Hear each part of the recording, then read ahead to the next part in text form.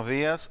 Bienvenidos a esta tercera y última sesión de este seminario sobre algunas estirpes en la literatura narrativa latinoamericana contemporánea. Voy a echar de menos este estudio de este aula televisivo educativa. Me estoy acostumbrando a ella.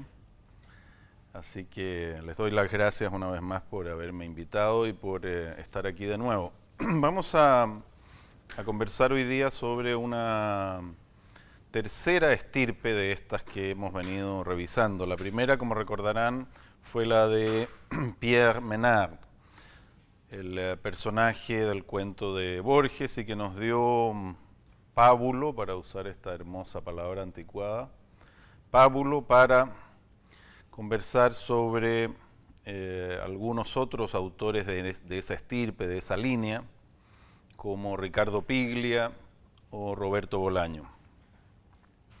En la segunda sesión, en la de ayer, trazamos otra estirpe imaginaria, inventamos otra genealogía, jugamos a construir otra familia literaria, la de los Buendía, comenzando por la familia originaria de la novela de García Márquez, Cien años de soledad, a la cual agregamos la familia de la novela de Isabel Allende, La casa de los espíritus, la familia de los Trueba, un linaje femenino que es como un espejo del linaje masculino de Cien años de soledad. Y por último agregamos una familia mexicana, la familia de los Casares, y una ciudad imaginaria, la ciudad de Carrizales, ambos de la novela El resplandor de la madera de Héctor Aguilar Camín.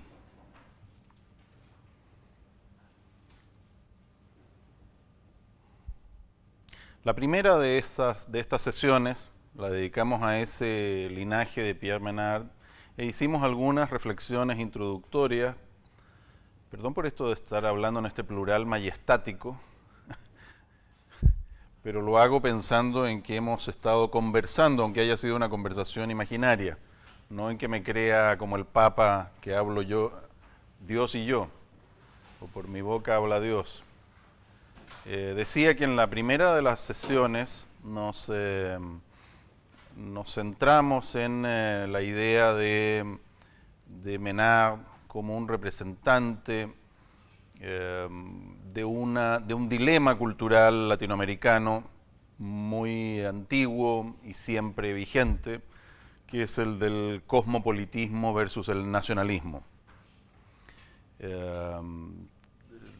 Para ello cité un ensayo de Borges también, llamado El escritor argentino y la tradición, que podría llamarse El escritor latinoamericano y la tradición.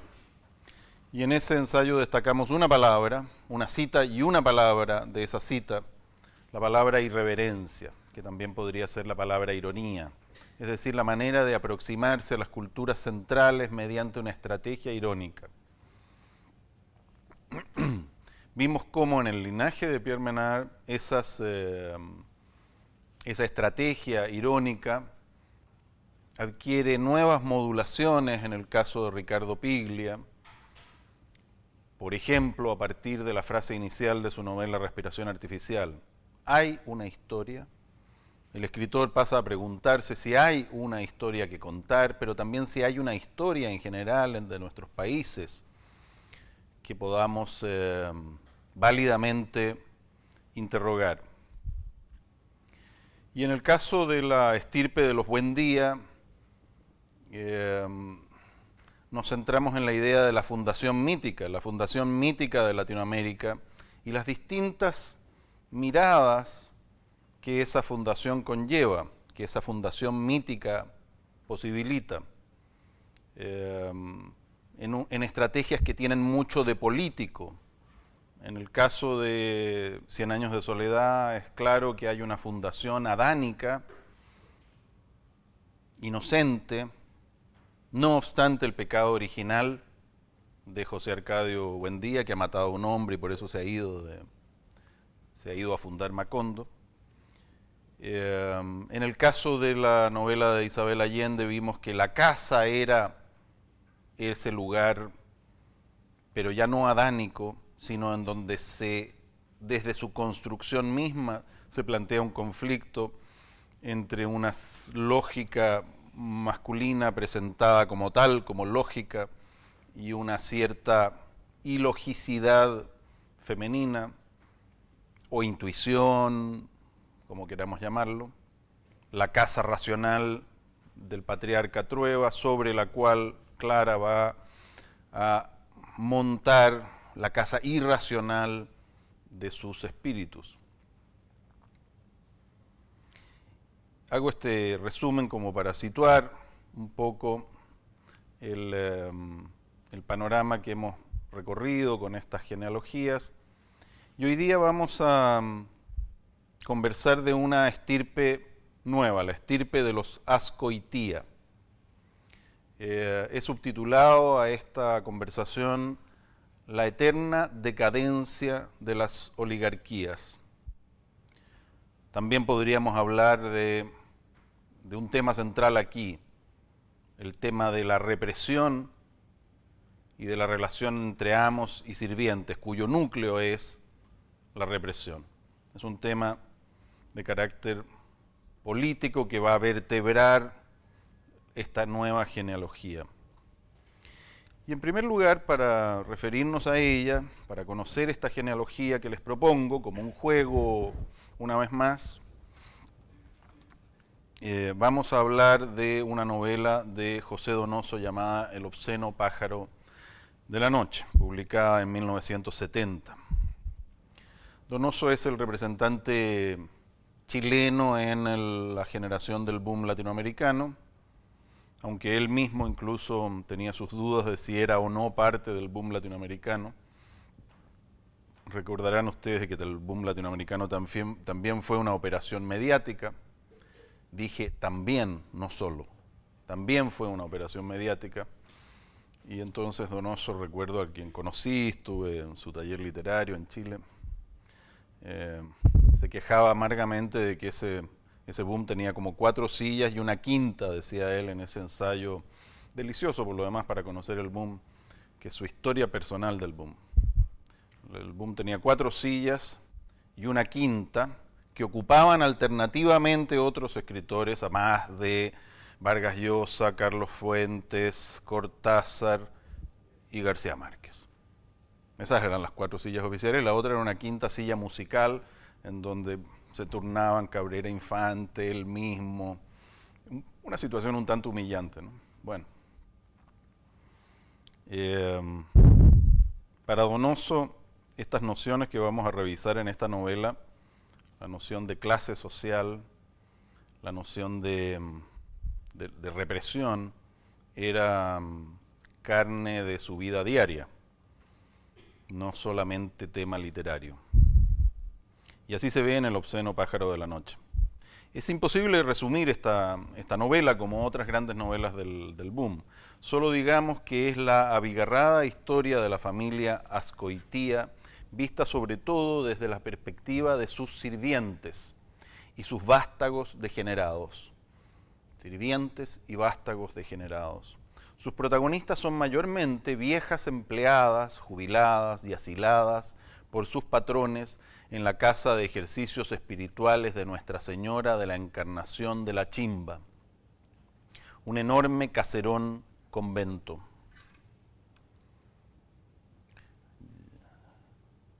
Mientras hablaba debiera haber tenido esta imagen ahí detrás, ¿no?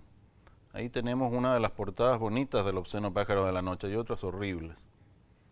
Y a Donoso en sus últimos años. ¿Lo ven ustedes? Ah, gracias. Ya, ahí está Donoso en sus últimos años, bastante amarillo porque murió del hígado, como Bolaño. Los grandes escritores chilenos tienden a morir del hígado. Es una razón para no ser un gran escritor chileno. Bueno, como decía, son mayormente los protagonistas empleadas y vástagos degenerados. Y la acción ocurre sobre todo en un enorme caserón convento llamado la Casa de Ejercicios Espirituales. En esta casa, esta casa se fundó del siguiente modo. La capellanía fundada por el padre de la religiosa cuya beatificación Inés intentó promover en Roma, ha mantenido esta casa unida a la familia Azcoitía durante 1 siglo y medio. Fue, al comienzo, una modesta casa para monjas de clausura que el terrateniente construyó en sus ricas propiedades de La Chimba, al norte de la capital, y que alojaría a su hija durante su vida, y después de su muerte el arzobispo podría decidir qué uso darle a la casa. Ese origen remoto de la casa ya está señalando una de las características de represión. Una de las hijas de esta familia era siempre destinada al convento.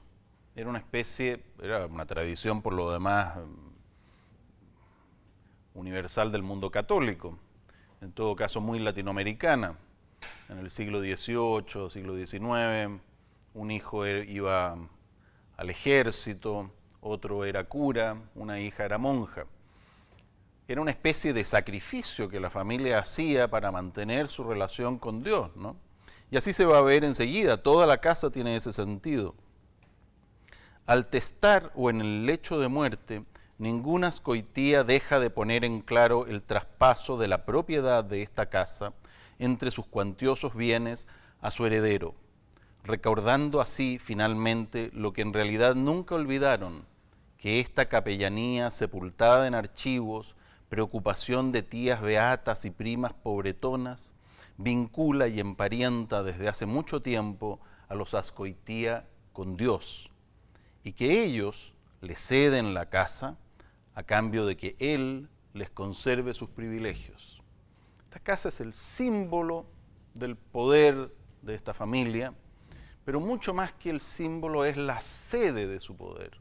No obstante ser un olvidado caserón ya medio en ruinas, enorme, que alguna vez fue un convento y que hoy solo alberga a unas viejas empleadas, muchachas, como entiendo que se dice en México, pero ya muchachas muy ancianas, muy viejas que han dejado de servir y la familia las asila allí, al cuidado de una monja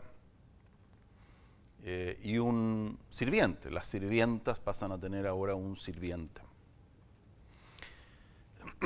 En ese ámbito, las viejas recuerdan la vida de la familia parodiándola en formas cada vez más grotescas que alcanzan la condición de guiñoles y la representación de mitos, revelándose ellas mismas, las viejas, como poderosas encarnaciones de la dualidad amo-esclavo, verdugo-víctima.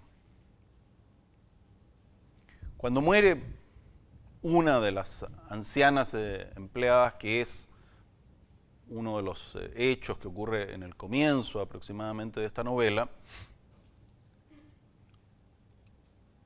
ocurren ciertas revelaciones que desde el inicio nos muestran que los sirvientes no son solo sirvientes en esta novela. Brígida, una vieja empleada, ha fallecido, se le ha hecho un funeral bastante lujoso, pagado con sus propios ahorros. Todas las viejas están muy asombradas porque ella juntó todo su dinero para hacerse un funeral bastante vistoso.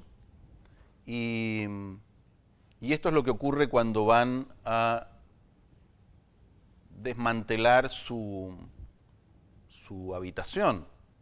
La vieja,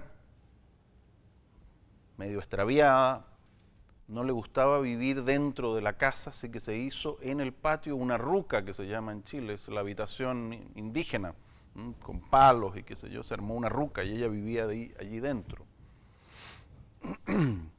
Y dentro de esa ruca encuentran varias cosas. Desconoce a esta Brígida, que domó el polvo y la inutilidad, la desconcierta a esta Brígida. Ah, madre, usted no lo sabe, pero esa vieja tenía más vericuetos que esta casa. el alfiletero, la tijerita, el polissuá, el hilo blanco. Sí, todo muy ordenado, a la vista de cualquiera sobre la carpeta blanca, muy conmovedor. Pero ahora, de repente, usted tiene que encarar a esta otra Brígida no oficial, la que no se exhibía, reina de las asiladas, con su funeral de reina, que desde la pulcritud de sus sábanas bordadas, con sus manos perfectas y sus ojos afables, dictaminaba con solo insinuar, ordenaba con un quejido o un suspiro, cambiaba el rumbo de vidas con el movimiento de un dedo. Habla el mudito, que es una de las parodias, una de las ironías de esta novela. El narrador de la novela, el posible narrador, escritor de esta historia, es apodado el mudito y es el sirviente de las sirvientas. El mudito le dice a la madre superiora de esta casa de retiro que Brígida no era lo que ella pensaba, que era la reina de las asiladas. Y enseguida, otra vez, eso es, y enseguida continúa contándonos. Entre estas viejas decrépitas, en esta casa condenada, rodeada de imbéciles, de enfermas, de miserables, de abandonadas, de verdugos y víctimas que se confunden y se quejan y tienen frío y hambre que usted, madre, se desespera por remediar, la enloquecen con la anarquía de la vejez, dueña de todas las prerrogativas. Esta cita quedó huérfana de un sujeto, es puro predicado y no hay un sujeto. Lo que quiere decir es que la vieja empleada Brígida reinaba entre estas viejas decrépitas, y que entre ellas se producían estas relaciones, y lo dice explícitamente, de verdugos y víctimas que se confunden.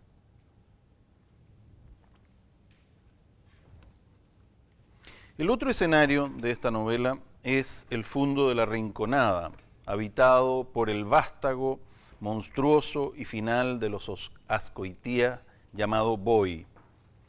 Recordemos el mito del incesto final en 100 años de soledad, por ejemplo, que nos remite siempre a esta idea del final de raza que se produce por la endogamia. Boy es producto de esa endogamia. Boy vive en ese fundo o hacienda, la Rinconada, rodeado por enanos y otros monstruos que le den una ilusión de normalidad. ¿Por qué? Esta es una de las ideas hermosas entre tantas ideas hermosas y terribles y siniestras de esta novela. Boy, que ha nacido contrahecho y monstruoso, es llevado a este fundo por su padre y rodeado de monstruos que se contratan por todo el país, de seres deformes como él, con múltiples deformidades, para que el niño crezca sintiendo, creyendo que él es normal y que todos en el mundo son tan deformes como él, con distintas deformidades. La idea se va a perfeccionar luego porque el mudito es destinado a mayordomo de esta hacienda, y cuando don Jerónimo le hace ese encargo le dice el mudito, bueno, pero ¿cómo me voy a ir yo allí si va a descubrir Boy entonces que no es normal? Y don Jerónimo le dice, estás equivocado, al contrario, por ser tú el único normal vas a ser tan monstruoso como los demás, con lo cual Boy no va a salir de su ilusión de que la monstruosidad es lo normal. Vive allí rodeado por enanos y otros monstruos que le den una ilusión de normalidad, todos ellos símbolos de la represión que la estirpe practica sobre sí misma, como por ejemplo lo hizo en su juventud el propio Jerónimo, que es el último patriarca de esta familia. Esta es la escena en la cual el joven Jerónimo, que tiene ilusiones de irse a viajar, de desarrollar una vida independiente, de no seguir las reglas que le impone su familia, en un almuerzo con un tío, su tío Clemente, este lo notifica que lo ha inscrito en el Partido Conservador, suponemos, y que lo ha propuesto para candidato a diputado, sin consultarle, simplemente porque los Azcoitia siempre han sido de ese partido y siempre han sido políticos, en fin. Así se desarrolla la escena. Veamos esa diapositiva. ¿A quién se le ocurrió la idea de mi candidatura?, pregunta Jerónimo. Esto es importante entenderlo porque a veces se piensa que El obsceno pájaro de la noche es solamente una novela de sirvientes y es también una novela de los amos de esos sirvientes, ¿no? ¿A quién se le ocurrió la idea de mi candidatura?, pregunta Jerónimo. A mí, contesta el tío Clemente. Yo no pertenezco al partido, yo te inscribí hoy. Es cuestión de que pases a firmar nada más. ¿Qué te cuesta? ¿Te queda de paso? Jerónimo se puso de pie y tiró la servilleta sobre la mesa. Don Clemente se atragantó con las verduritas de su papilla. Con los ojos llorosos de tos alcanzó a preguntarle a su sobrino, ¿y a dónde vas? Jerónimo estaba dispuesto a responder, a tomar el primer barco que me lleve lejos de ustedes y de este mundo que quiere convencerme de que no soy más que una figura monstruosa, quizás un enano, quizás un jorobado o una gárgola difusa que el deterioro ha ido dibujando en estas feas paredes de barro viejo y descuidado. Soy otra cosa, pertenezco a un mundo más claro, aún el absurdo gesto deportivo,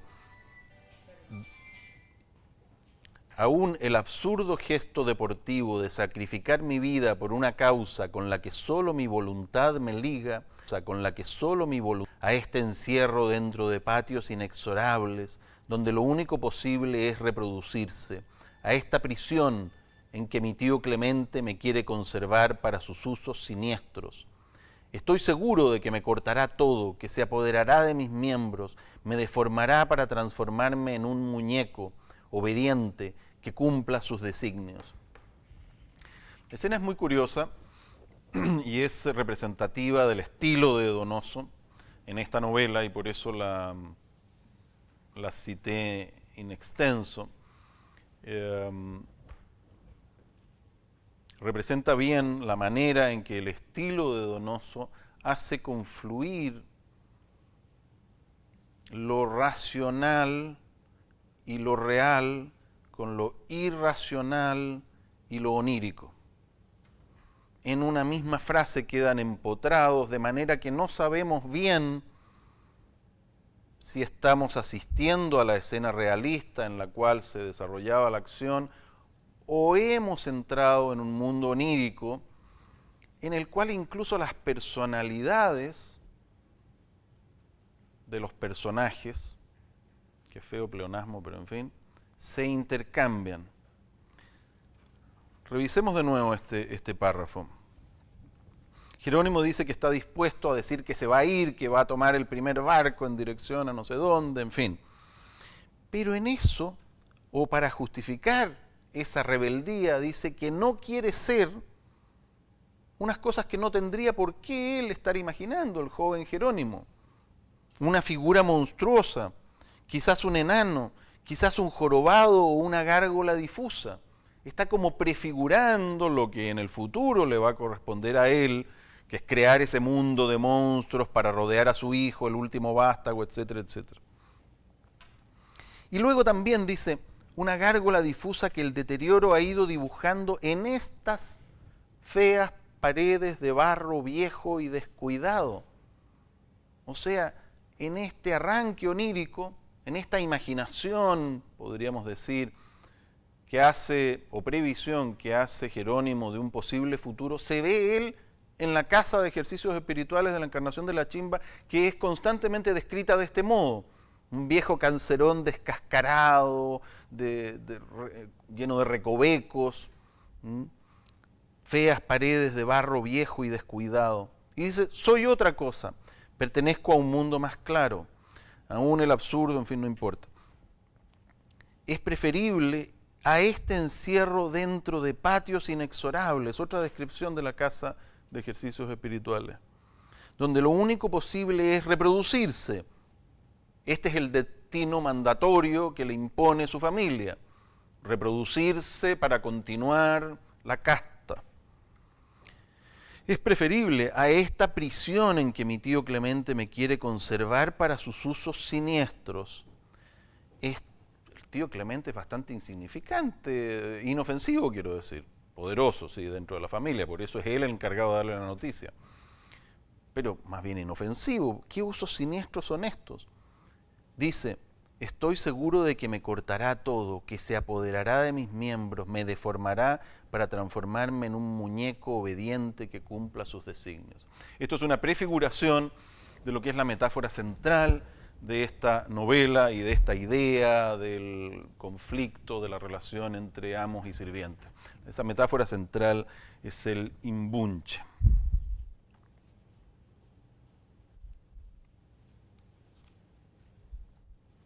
Vamos a revisar esa imagen un poquito más adelante. El eje del relato es el personaje de Humberto Peñalosa, el mudito, sirviente principal de don Jerónimo, escritor también, que hasta cierto punto es el narrador de la historia y que la cierra al ser objeto del ritual final de las viejas antes de la destrucción de la casa. A él lo convierten en imbunche, esta metáfora central de la estirpe de los Azcoitía.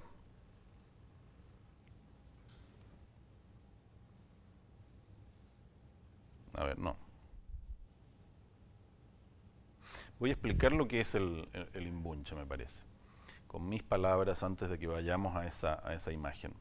El imbunche es un personaje de la mitología chilota de la isla de Chiloé en el sur de Chile, que es la idea de un niño que es secuestrado por los brujos, al cual se le rompen las piernas y los brazos, se le cosen todos los orificios del cuerpo, y aunque esto sea imposible, pero es un personaje de la mitología, sobrevive convertido en esta cosa informe, totalmente desprovista ya de apariencia humana, sobrevive y no solo eso, se vuelve poderoso.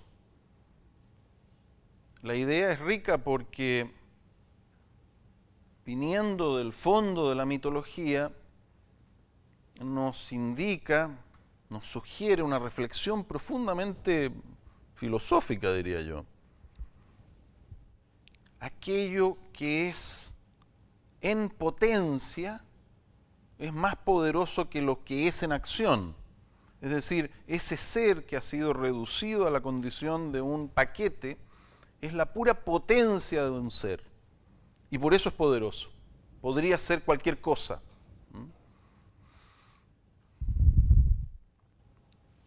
Aquí vamos a ir a la escena, ya hacia el final, en que las viejas de la casa toman al mudito, al sirviente de ellas, y lo convierten en un imbunche. Las viejas se han convertido en unas brujas. 4 se acercan a mí con un saco. 4 se acercan a mí con un saco grande, me toman en brazos diciéndome, mi lindo, mi arrurrupata, no tenga miedo mi niño. Nosotras lo vamos a cuidar para que esa mujer mala y pintarrajeada no se lo venga a robar para hacer cochinadas con usted que es santo. Me meten dentro del saco. Las 4 se arrodillan alrededor mío y cosen el saco. No veo, soy ciego. Y otras se acercan con otro saco y me vuelven a meter y me vuelven a coser, mientras murmuran jaculatorias que casi no oigo, para que haga el milagro cuando sea su voluntad, pero que sea lueguito, porque la Ernestina López se va a morir ahí en el rincón, está enferma, está llorando, porque dice que no se quiere morir. Lo están convirtiendo en imbunche para que mediante sus poderes mágicos, sobrenaturales, el imbunche haga el milagro de que una de ellas no se muera. Mediante esa máxima represión de meterlo dentro de un saco y otro saco, lo están haciendo poderoso, incluso capaz de dar la vida o salvar de la muerte. Cosen, amarran más sacos sobre mi cabeza y otras se acercan y siento levantarse alrededor mío otro envoltorio de oscuridad, otra capa de silencio que atenúa las voces que apenas distingo, sordo, ciego, mudo, paquetito sin sexo, todo cosido y atado con tiras y cordeles, sacos y más sacos. Respiro apenas a través de la trampa de las capas sucesivas del yute. Aquí adentro se está caliente. No hay necesidad de moverse, no necesito nada. Este paquete soy yo entero, reducido, sin depender de nada ni de nadie, oyéndolas dirigirme sus rogativas, prosternadas, implorándome porque saben que ahora soy poderoso y voy a hacer el milagro. Creo que Donoso logra algo magnífico aquí, ¿no? Que es expresar esta idea de un modo brutalmente angustioso. La idea de que el poder nace de esa máxima represión. Miren cómo lo dice, ¿no? Está dentro de todos esos sacos, es un paquetito sin sexo, todo cosido y atado con tiras y cordeles. Todos estos son símbolos, naturalmente, de las múltiples maneras en que la educación, la cultura, la civilización, el poder, si ustedes quieren, nos liga, nos ata, nos obliga. Y al convertirnos en ese paquetito, sin embargo, ocurre lo siguiente: no hay necesidad de moverse, aquí dentro se está caliente, no necesito nada, este paquete soy yo entero, reducido, sin depender de nada ni de nadie. O sea, esa máxima reducción también es una forma de placer. Aquí la connotación, digamos, de esta victimización es el placer. Y, añadido a ese placer, el gusto de oírlas dirigiéndome sus rogativas, arrodilladas, implorándome. El imbunche es una imagen de lo negado, de lo cortado, la oscuridad como requisito de la luz, de lo reprimido como condición para disfrutar del poder. Por eso, Jerónimo, en esa escena que vimos antes, debe aceptar el destino de su familia, debe aceptar reprimirse si es que quiere tener el poder de la familia. Lo reprimido como fuente del poder. Los sirvientes son esa parte negada del poder y del brillo de estas oligarquías, pero también lo es el sirviente interior que cada amo lleva dentro de sí. De ese modo, el obsceno pájaro de la noche es sobre todo una metáfora de la represión que las oligarquías practican sobre los demás y sobre todo sobre sí mismas, pero sobre todo sobre sí mismas. La autorrepresión como fuente del poder, para seguir disfrutando de esa eterna decadencia en la que viven.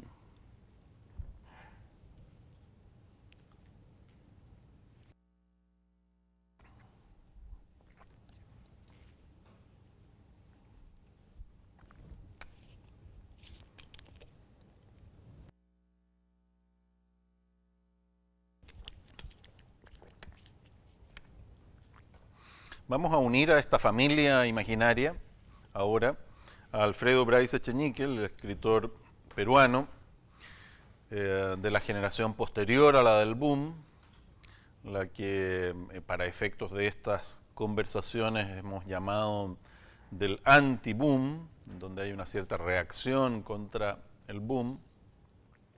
Y su novela más conocida, la que lo lanzó también, no sé si es la más conocida en realidad, pero la que lo lanzó a la fama, la primera importante de las suyas, que es Un mundo para Julius, publicada en 1970.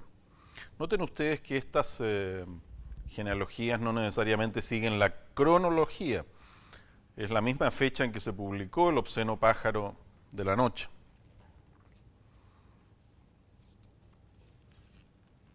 Un mundo para Julius es un clásico Bildungsroman. Sigue el proceso de pérdida de la inocencia de un niño sensible que sale del paraíso de la infancia a la realidad dolorosa de la sociedad clasista peruana y los disimulos, las represiones que esta sociedad le impone.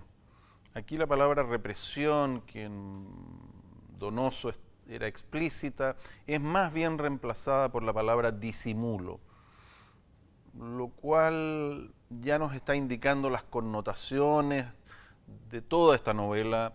Aquí lo que era máxima represión aquí es disimulo. Hay una cierta suavidad que envuelve la represión. En Julius se nos presenta el anverso de aquella obscenidad del obsceno pájaro de la noche. La casa, venida a menos y llena de viejos y fantasmas, es ahora el palacio original, lleno de niños y padres jóvenes y bellos y sirvientes amables. Es como la cara diurna del aspecto nocturno del obsceno pájaro.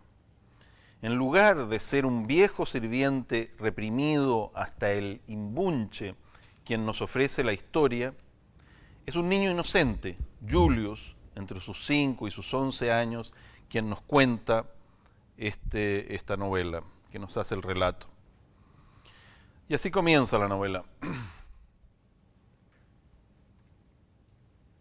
Julius nació en un palacio de la avenida Salaberry frente al antiguo hipódromo de San Felipe. Un palacio, ven ustedes, nada de casas venidas a menos. Un palacio con cocheras, jardines, piscina, pequeño huerto donde a los 2 años se perdía y lo encontraban siempre parado de espaldas, mirando, por ejemplo, una flor. Con departamentos para la servidumbre, como un lunar de carne en el rostro más bello, hasta con una carroza que usó tu bisabuelo, Julius, cuando fue presidente de la República. Cuidado, no la toques, está llena de telarañas.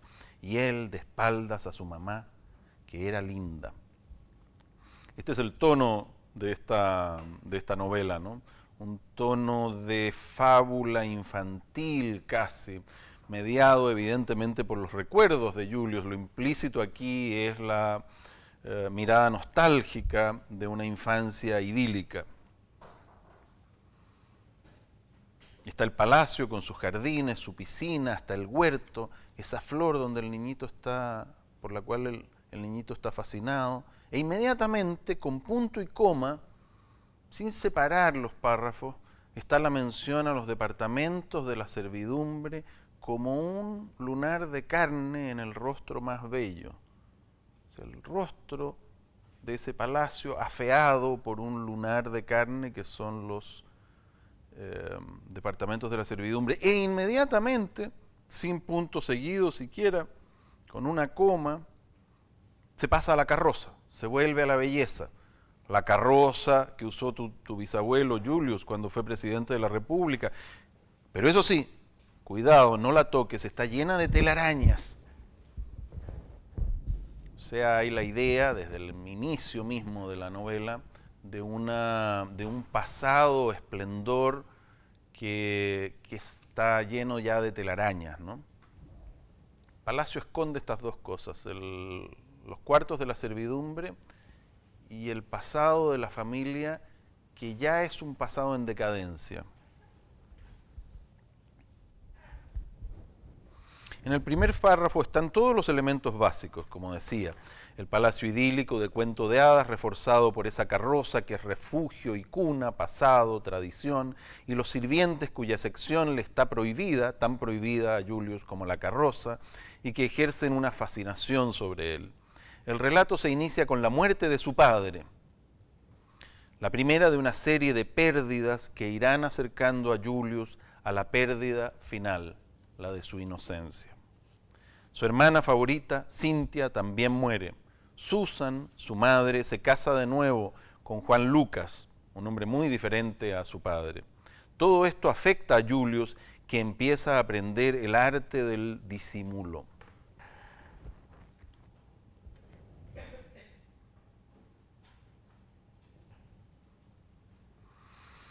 A Julius le dijeron que no se fuera a meter en la carroza y que esperara tranquilito la hora de partir.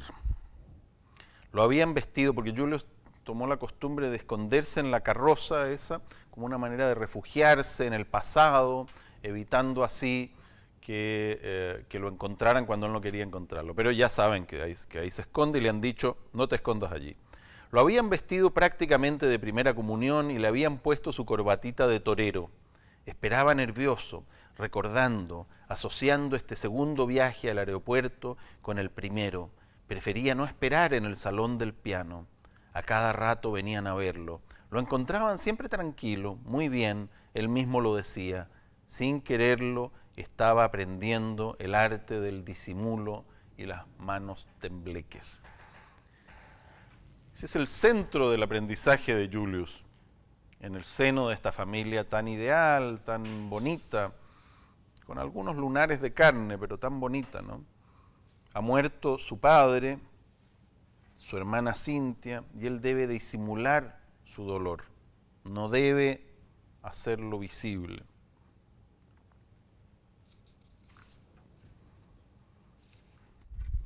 Esta pérdida de la inocencia idílica de la primera infancia se magnifica cuando la familia abandona el palacio para vivir en una mansión más moderna.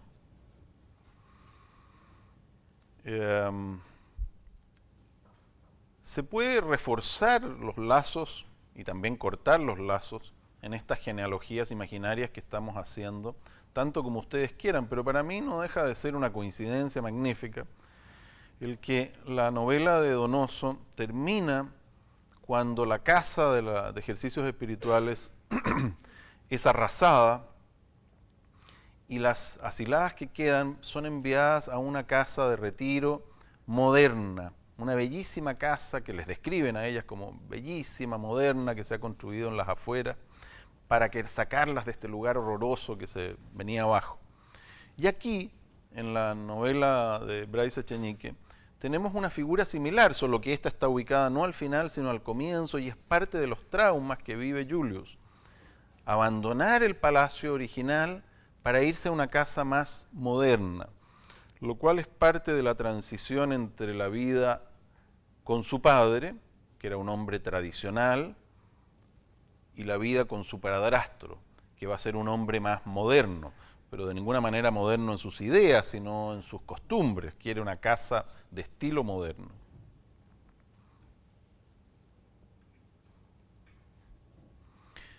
A Susan le dio un poco de pena abandonar el palacio, pero lo veía tan entusiasmado. Juan Lucas, que es el nuevo marido, explicaba tan bien que solo en una casa nueva podría empezarse una vida realmente nueva. Tenía razón.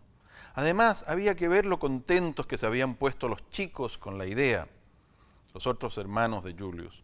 Santiaguito empezó a gritar que sí, que Juan Lucas tenía toda la razón y que esa era una casa demasiado oscura, fúnebre, casi se le escapa, que correspondía perfectamente al temperamento de papá. El proceso de toma de conciencia de Julius continúa cuando Vilma, su niñera, único amor constante y dedicado que tiene, porque su padre ha muerto, y Susan, su madre, que lo quiere mucho, pero no le presta mucha atención, es una mujer más bien frívola, dedicada a la vida social y sobre todo dedicada a este nuevo marido que ha conseguido prácticamente de inmediato. Se ha casado casi con el muerto, no alcanzó a enfriarse.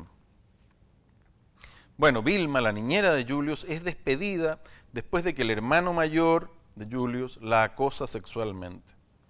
Cuando la servidumbre en pleno protesta, Julius toma el bando de ellos, de la servidumbre. Este es Juan Lucas, el nuevo amo de la casa, rememorando la escena y recriminando mentalmente a Susan por haber sido demasiado blanda.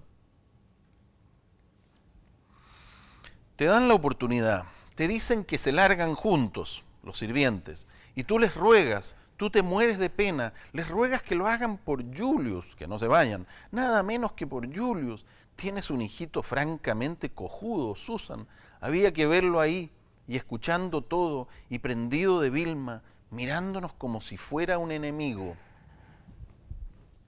En este proceso de individuación de Julius, de aprendizaje de los códigos de su familia, de su clase, también se da una tendencia de él a separarse, a rebelarse, como la tendencia de Jerónimo a no unirse al clan. pero la presión de la familia será más fuerte. Frente a esos dolores, Julius empieza a aprender el arte esencial de su clase, el disimulo, o sea, la represión. Después de otros múltiples procesos típicos del Bildungsroman, la novela se cierra con el descubrimiento de que Bobby, su otro hermano mayor, al que él admira, se acuesta con Vilma. Su querida nana, tras ser despedida, se ha convertido en una puta. La pérdida definitiva de ese mundo ideal de la infancia se ha consumado. Una pérdida que Julius, que ahora ya tiene 11 años, enfrenta dominando su dolor y disimulando. Julius controló su furia. Dominó sus brazos que se iban en 1000 golpes sobre Bobby cuando se entera de esto. Sentado detestable junto a la otra ventana de la camioneta. Ni cuenta se dio, adelante tampoco, ni Susan ni Juan Lucas, cada uno con lo suyo. Pero no bien se calificó de niño de 11 años que termina este año su primaria y regresa tranquilo del aeropuerto, Vilma fue puta mucho más grande. Esto es parte del estilo de esta novela, de la manera en que Bryce también integra los pensamientos, el flujo de conciencia de sus personajes en la narración en tercera persona. Es muy interesante cómo lo logra, es una de las mejores cosas de esta novela. Aquí, por ejemplo, lo que ocurre es que Julius se dice a sí mismo para tranquilizarse y no sufrir, como supongo que harán algunos niños. Yo creo que esto está bien logrado. Yo no recuerdo si hacía eso yo mismo. Se dice a sí mismo, tengo que recordar que soy un niño de 11 años, ya maduro, ya grandecito, estas cosas que se les dicen, que no debo alterarme, que debo disimular, que no se me debe notar que me duele esto. Se dice todo eso, pero cuando no bien termina de decírselo, ya recuerda que Vilma, su querida Vilma, es mucho más puta todavía. Quedaba un vacío grande, hondo, oscuro, y Julius no tuvo más remedio que llenarlo con un llanto largo y silencioso, llenecito de preguntas, eso sí.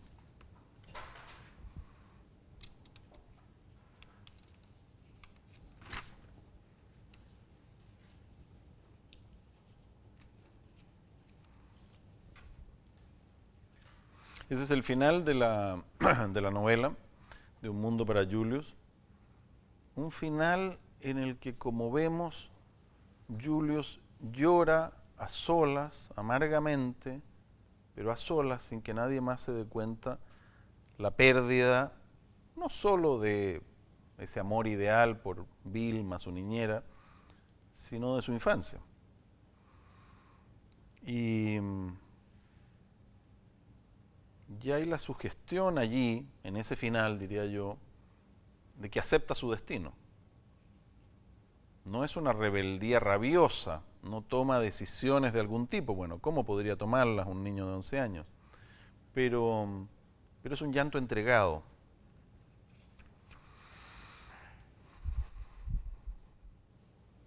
Si el abuelo fue Donoso, el hijo fue Bryce, ahora vamos a ir a un nieto también peruano, que es Jaime Bailey. Y su novela Yo amo a mi mami, de 1999. Bailey, diría yo, es un típico representante de las nuevas generaciones de narradores latinoamericanos, de lo que yo llamaría el post-boom.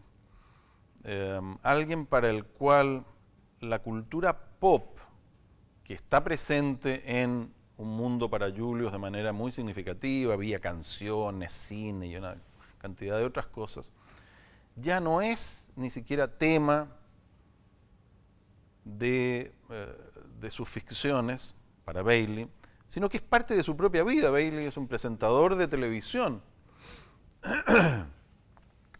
Es un rostro televisivo.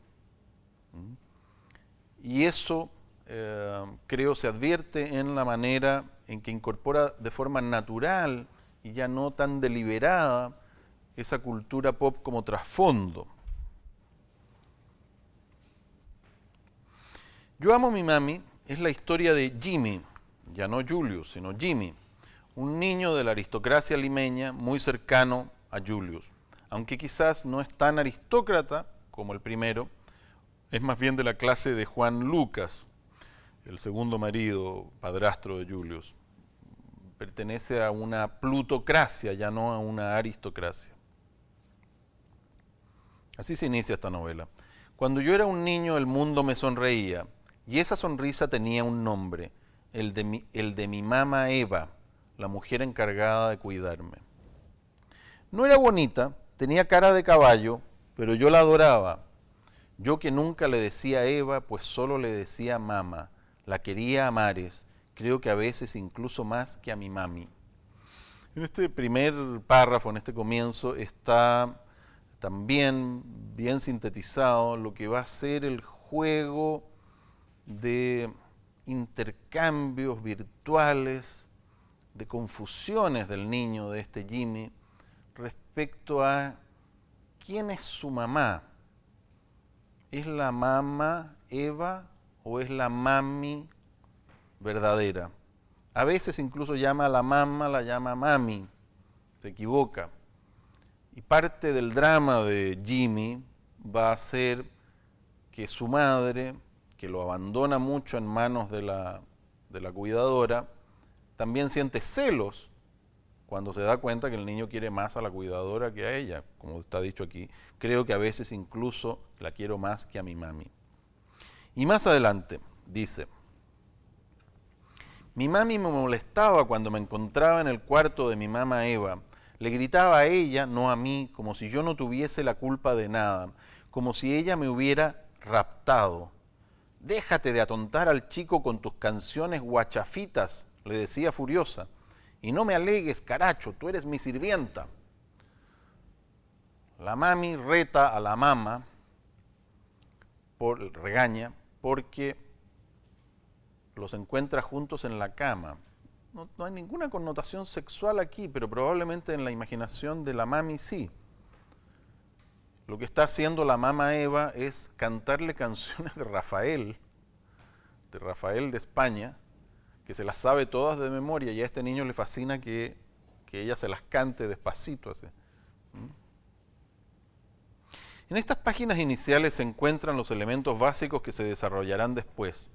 El mundo idílico de la infancia, una vez más, la mamá Eva que da más amor que la mami, pero sobre todo se establece la confusión y ambigüedad del niño en los afectos. No sabe a quién quiere más, si a su mamá o a su mami, a la que también llamará a veces mami. Más adelante, si a su mami o a su mamá, a la que también llamará a veces mami, eso es lo que debiera decir aquí. Más adelante se refuerzan estas ambigüedades con un conflicto. La prohibición de traspasar el sector de la casa destinado a los sirvientes y que la verdadera mami llama el chancherío. El retrato de la madre en esta novela es despiadado, es feroz. No, todavía no. Un primer trauma de Jimmy es que Eva es despedida por celos de su madre, que los encuentra juntos en cama. Recordemos cómo Vilma fue despedida en el palacio de Julius y cómo las sirvientas viejas, todas, fueron despedidas de la casa y enviadas a ese caserón cuando ya no podían servir más, en la novela de Donoso. El contexto político en esta novela es mucho más importante que en El obsceno pájaro de la noche, que yo creo que es una novela profundamente política, pero no explícitamente política. Y es más importante que en Un mundo para Julius. El abuelo de Jimmy, Leopoldo, al que el niño quiere muchísimo, es socialista y un tío suyo es comunista, pero su padre es todo lo contrario y le enseña a Jimmy. Mi papi dice que los del Partido Socialista son comunistas encubiertos, además de cholos, resentidos sociales y maricones. Pero yo no le creo. Mi papi dice eso porque es amigo de los militares. Y, según me ha contado mi abuelo, a los militares les enseñan desde chicos a odiar el socialismo. Este niño tiene una mezcolanza en la cabeza que representa los conflictos políticos en su propia familia. Este contexto político explícito tiene más importancia aquí que en la novela de Julius, donde casi no se menciona, y señala una diferencia importante. Han pasado unos 20 años y el Perú es una sociedad en proceso de cambio más acelerado. Los conflictos son más evidentes. La novela termina con la muerte de otra mama, una segunda cuidadora, que fallece casi directamente a consecuencias del egoísmo de mami. Esta escena se desarrolla más o menos así. Jimmy pasa casi todo el tiempo en la cocina con esta segunda cuidadora que se llama Manuela, Manu, y de pronto Manu se desmaya. Jimmy va corriendo al salón o a la habitación de la madre a decirle lo que ha ocurrido. Ven, apúrate, Manu se ha caído en la cocina, no sé si está muerta. Mami va corriendo a la cocina, se agacha sobre el cuerpo tendido de la empleada y le da una cachetada y le grita con autoridad: Manuela, regresa, te prohíbo que te mueras en mi cocina. He querido destacar esto porque es paródico, hay un humor negro grande, pero hay también una tremenda, como lo decía antes, ironía respecto a la madre, ¿no? La madre le prohíbe a la empleada que se muera en la cocina y efectivamente la empleada, Manu, obedece por última vez. Se pone en pie trabajosamente, como si resucitara, y se va a su cuarto. Jimmy quiere que llamen al médico, pero mami dice que no debe ser nada serio y se niega a llamarlo. Al día siguiente, Jimmy se sorprende de no encontrar su desayuno servido como todos los días y va al cuarto de Manu y la encuentra muerta. La novela termina de forma muy similar a Un mundo para Julius, con Jimmy llorando, Manu llorando. Háblame, aunque sea un poquito, mírame, aunque sea una última vez. Ya es tarde, caen en vano mis lágrimas. De nada sirve abrazarla fuerte y decirle, lleno de lágrimas y mocos y rabia: yo te adoro, Manu, yo te quiero más que a nadie, no me dejes solito. Las dos ideas centrales aquí en este final, en esta escena final, son la sensación del niño de que se va a quedar solo, es decir, que su mami verdadera no le sirve, no lo acompaña. Es esta Manu, o anteriormente la Eva, la cual las verdaderas madres, ¿no? Y que las quiere a ellas, en particular a esta Manu, más que a nadie. No me dejes solito.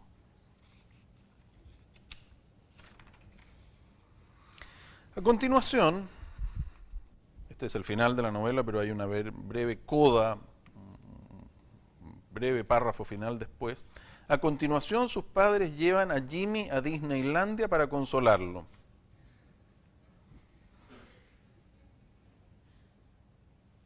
Ustedes se ríen, pero Jimmy se consuela, eso es lo más triste de la novela.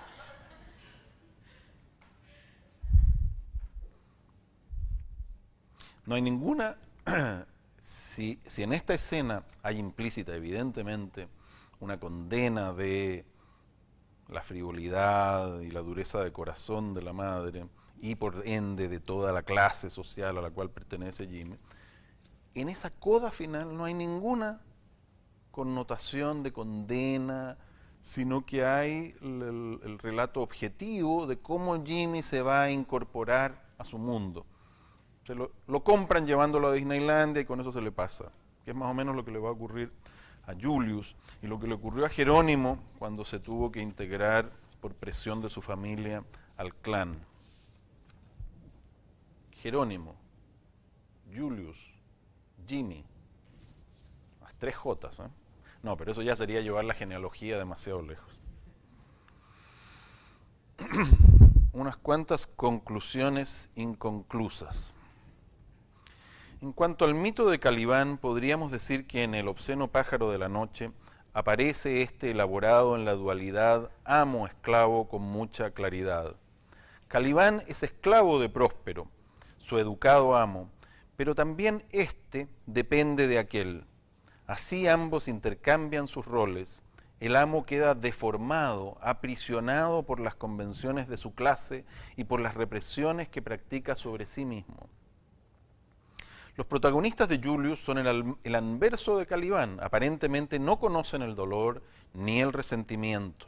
Incluso los sirvientes parecen felices. Pero la práctica del disimulo, la inautenticidad y la represión deforman a sus amos. Su frivolidad es su fealdad. En el caso de Yo amo a mi mami, el asunto es más maniqueo. Los amos son despiadados y los sirvientes sus víctimas. Jimmy transita entre ambos mundos, unas veces adoptando una postura, otras veces otra, hasta que adoptará finalmente una sola.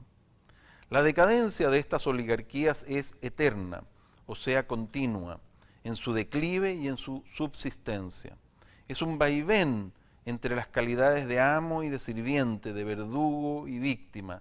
Cada amo, para poder serlo, es antes sirviente de sí mismo y de las limitaciones de su sociedad. Esto lo convierte en un imbunche, esa especie de Calibán monstruoso como él, reprimido y furioso, esclavo, potente. El poder se recicla gracias a las represiones que practica, y así permanece siempre como poder, cúspide y por lo tanto inicio de una caída. Los Azcoitía mantienen el poder familiar, no lo pierden. Para no perderlo van arrinconando a los seres inservibles, los sirvientes que han servido antes y los monstruos familiares en las casas abandonadas de la familia. Ellos se mudan a otras casas nuevas, donde podemos presumir que esta evolución en espiral continúa. Esto marca una diferencia con el ciclo destructivo fatal de los Buendía y su estirpe. La fundación mítica acaba en destrucción mítica. Luego se inicia el tiempo histórico. De algún modo los Azcoitía, la familia de Julius y la de Jimmy, viven ya en el tiempo histórico, lo dominan y para dominarlo se adaptan y rechazan hacia sus márgenes a quienes no lo hacen. En cuanto al asunto del boom, la secuencia me parece es más o menos clara. El obsceno pájaro de la noche representa la ambición enciclopédica, representa todavía la ambición enciclopédica de abarcar alegóricamente este tema de esclavos y amos en Latinoamérica, universalizándolo. Julius, en cambio, es más realista y psicológica, una novela de formación, está cargada de humor y datos de la cultura popular, lo que hasta cierto punto representa una reacción contra el boom, particulariza en lugar de universalizar. Por su parte, Yo amo a mi mami, a pesar de ese maniqueísmo que indiqué antes, carece de ideología o propuesta de mundo, excepción hecha de su corrosiva ironía.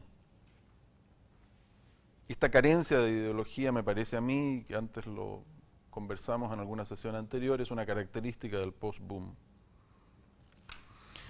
Y eso serían esas conclusiones inconclusas con las cuales cerraríamos estas sesiones.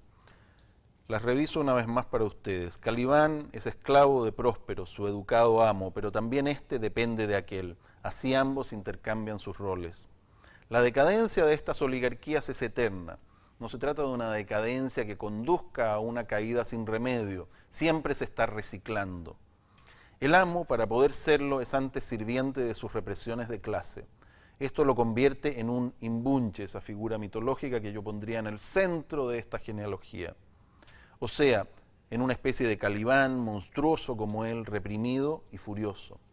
El poder se recicla gracias a las represiones que practica, y así se permanece siempre como poder, cúspide, y por lo tanto inicio de una caída, pero inicio siempre.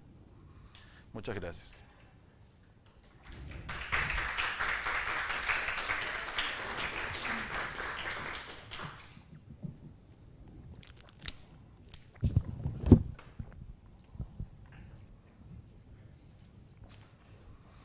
Bueno, tenemos unos minutos para unas preguntas que podríamos plantear a propósito de esta sesión o de cosas de las sesiones anteriores o de los temas que ustedes prefieran.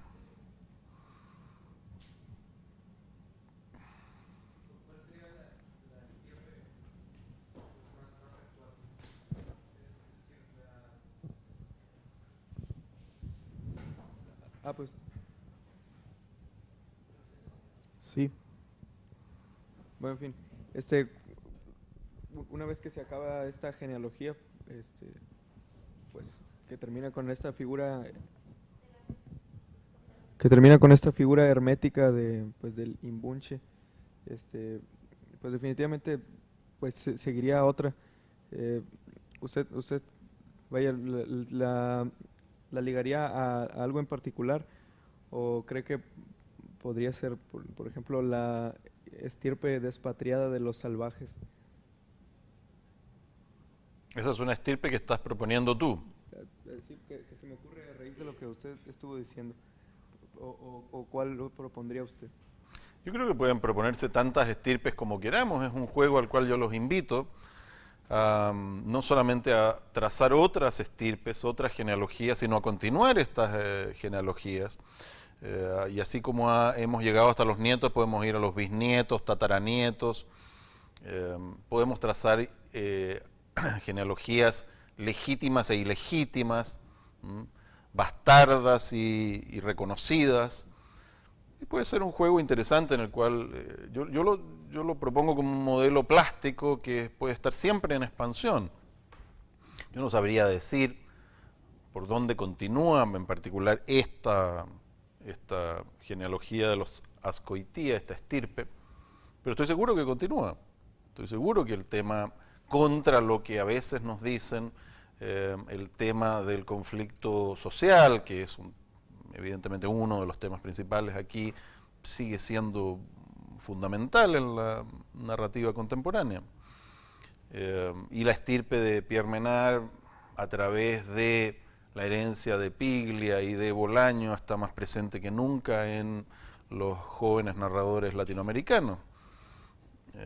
De modo que yo creo que hay continuidades posibles, ¿no? Bueno, yo tenía una pregunta. Esta eterna cúspide en decadencia que propone, ¿la podríamos extender a la literatura en general? O sea, o a las mismas interacciones históricas que hemos visto, sin dejarle aquí solamente en Latinoamérica encerrado, sino sí se podría extender un poco más. Bueno, no sé si ser tan ambicioso como extenderlo a la literatura en general, pero a mí me parece un concepto interesante, si entiendo tu pregunta, la idea de entender de entender la noción de decadencia, que es una noción muy importante en estas novelas que trabajamos, pero no solo en ellas. Piensa tú que en La estirpe de los Buendía, por ejemplo, la idea de la decadencia es fundamental también.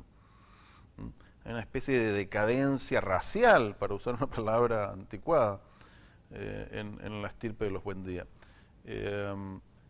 Pero concebir o entender la decadencia como un estado continuo nos ayuda a comprender mejor el universo al cual entramos en estas novelas. No es una decadencia que conduzca a un fondo que podemos ver, es una decadencia que ocurre constantemente por el hecho de estar en la cúspide. Si subimos a un cerro y llegamos a su cúspide, voy a hacer una imagen muy grotesca, pero es la que tengo en mente. Llegamos a su cúspide, la cúspide es lo máximo, lo más alto, pero de ahí solo se puede bajar, ¿no es cierto? Solo comienza allí la caída. Y no se puede estar mucho tiempo en la cúspide, ¿verdad? La cúspide es, por definición, un lugar estrecho. En la literatura, en cambio, esa cúspide es como continua y la amenaza de la caída constituye la decadencia. Bueno, no en la literatura en general, en estas obras.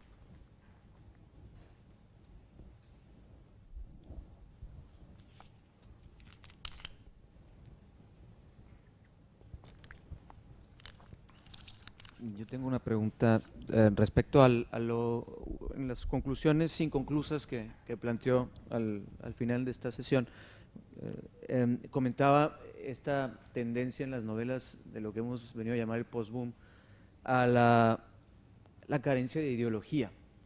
Y me llama la atención porque, bueno, es una sección medio compleja, ¿no? De definir o poder identificar realmente un texto como desprovisto de toda ideología, ¿no? ¿Hay algún bueno, o sea, ¿cómo podríamos considerar un texto como carente de ideología? A ver, hay muchas formas en las cuales podemos responder tu inquietud. Desde luego, estoy perfectamente consciente que podemos leer cualquier texto o podemos encontrar en cualquier texto una ideología. Y conforme a la socorrida crítica marxista, la falta de ideología es una ideología en sí misma. Pero no es ese el punto es si acaso aparecen con mayor o menor relevancia, con mayor o menor fuerza, posturas ideológicas en una novela o en otra. En el caso de las novelas del post-boom que hemos visto, pero particularmente en esta de Bailey, lo notorio es el esfuerzo por no presentar una posición ideológica, que yo creo que corresponde bastante a un cierto universo ideológico, ¿ah? Aceptando esa contradicción, contemporáneo.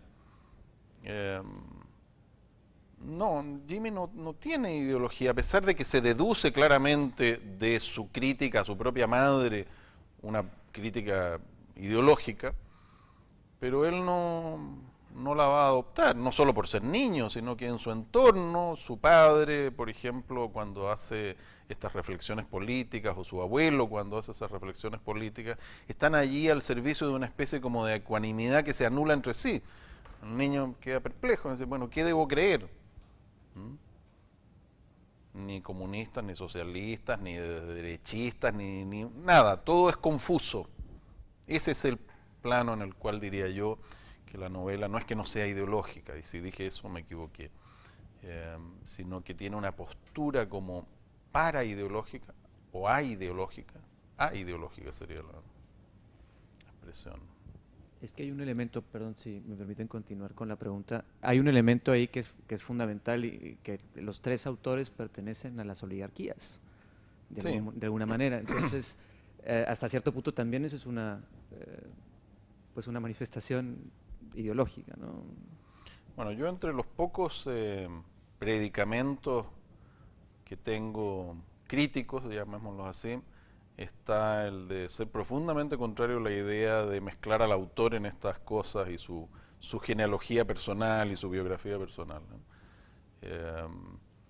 Es cierto, pero prefiero no pensar en ello y ojalá no lo supiéramos para poder considerar a los textos en sí mismos por lo que nos dicen, ¿no? No solamente son ambos o los tres pertenecientes o vástagos de esa oligarquía, sino que los tres son educados en colegios británicos de sus respectivos países.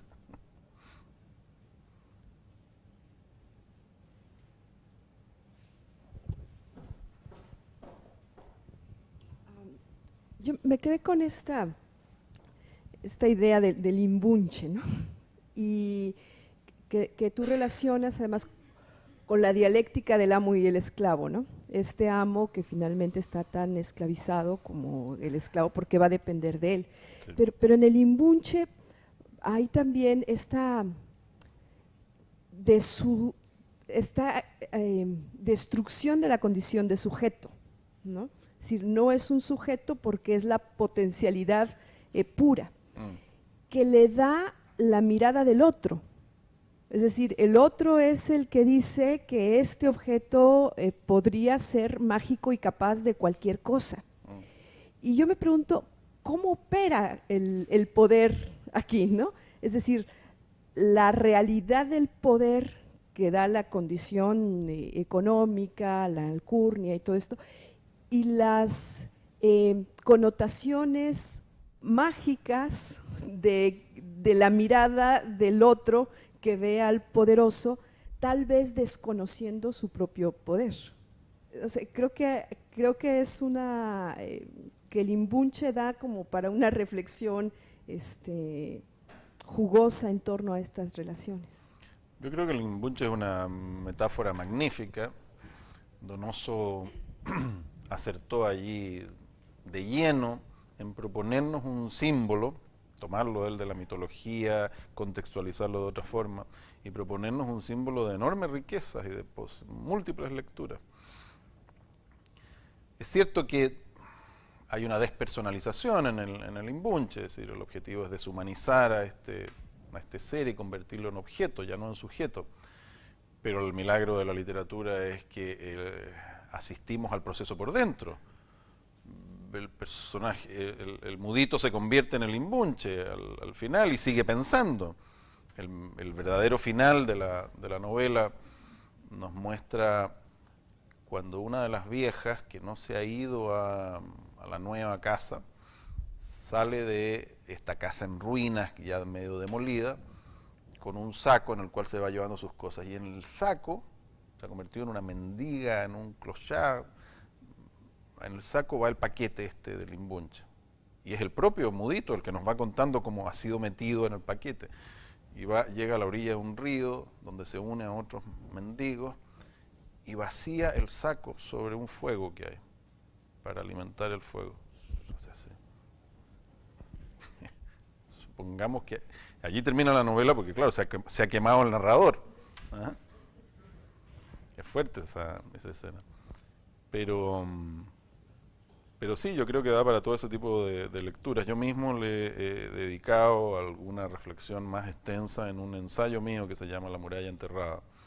La muralla enterrada es un ensayo sobre la relación entre literatura y ciudad, en el caso específico de Santiago de Chile, donde analizo 100 novelas en las cuales aparecen imágenes de la ciudad y trato de sintetizar algunas imágenes. Las dos más potentes y más fuertes son la imagen de la muralla enterrada, una muralla subterránea que traza una serie de divisiones en la ciudad, separa y al mismo tiempo comunica, en fin, muy largo, y la imagen del imbunche.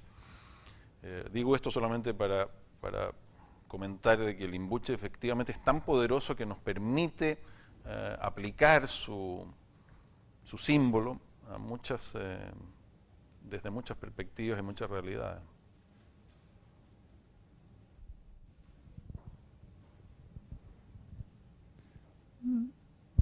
No sé si se oye. Creo que no se oye. ¿Sí? ¿Hola? Ok, está bien. Soy Carla Gaitán, mucho gusto. Se me dificulta o batallo o no sé por qué no puedo, creo, ver la ideología en El obsceno pájaro de la noche. ¿Cuál sería la ideología? No sé si es porque soy muy moderna y joven. ¿Sería como en base a la figura del imbunche, precisamente, o el discurso predominante, o de qué estamos hablando cuando hablamos de ideología en El obsceno pájaro de la noche? No, es que tendríamos que hablar más de esa caracterización, de esos tres momentos literarios que hemos tocado solo por encima en estas conversaciones. El momento del boom, el momento de un anti-boom y el momento de un post-boom. El momento del boom voy a ser grosero en esta definición, no tenemos tiempo para más, es preideológico, porque es nihilista, alcancé a decir en una... Ahora, una vez más, por supuesto, Raúl, ser nihilista es una postura ideológica, pero no es ideológico explícito del modo en que el anti-boom lo va a hacer. La generación del anti-boom, esas obras en las cuales, para hablar en términos más concretos, en las cuales el tema de la revolución política en Latinoamérica va a estar más explícitamente presente. 100 años de soledad tampoco es ideológica desde ese punto de vista. No hay allí una postura explícita por la revolución cubana, por mucho que su autor fuera proclive a ella. Y de hecho, 100 años de soledad puede leerse como una novela muy conservadora, también.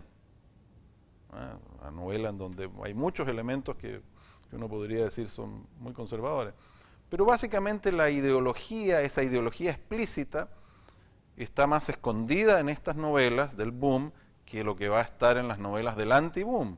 Y eso va a ser parte de la reacción de los autores de esa generación, esa nueva generación. En el caso chileno, por ejemplo, Donoso es un autor que tiene posiciones ideológicas, que tiene una cierta mirada política del mundo, pero no es explícita en sus novelas como lo va a hacer en las novelas de Isabel Allende o en la de Antonio Escármeta, por circunscribirme solo a escritores chilenos. Eso responde por lo más a una discusión que se dio en la época. Eso nos hemos querido olvidar un poco, pero en la crítica literaria por suerte se mantiene el recuerdo.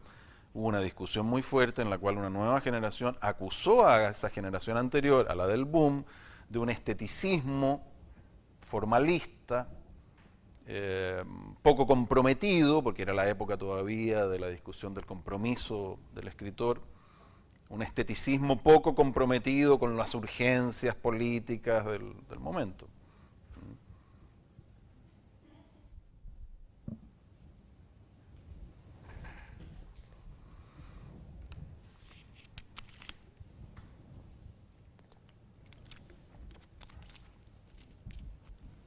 Por ejemplo, para mencionar un autor que no hemos mencionado aquí todavía, ya no mencionaremos en esta ocasión, en Vargas Llosa, su novela más política del periodo, de aquel periodo del boom, que es Conversación en la Catedral, es una novela en la cual está el pesimismo, el nihilismo de sus sujetos, incluso los revolucionarios, digamos, porque allí hay, Zabalita, digamos, tiene veleidades de ese tipo, pero está el nihilismo que fue acusada, incluso cuando Vargas Llosa, su autor, era un comprometido militante político, fue acusada de ser antirrevolucionaria, o por lo menos como poco, fue acusada de ser poco comprometida.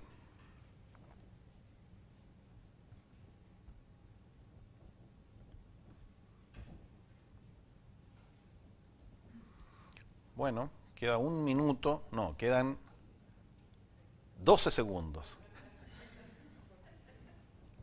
Les agradezco mucho de nuevo por haber asistido, tanto a los reales como a los virtuales. Les agradezco por haber venido a este seminario y me ha dado mucho gusto poder conocerlos y conversar un poco con ustedes. Gracias de nuevo a la Cátedra Alfonso Reyes por esta estupenda invitación.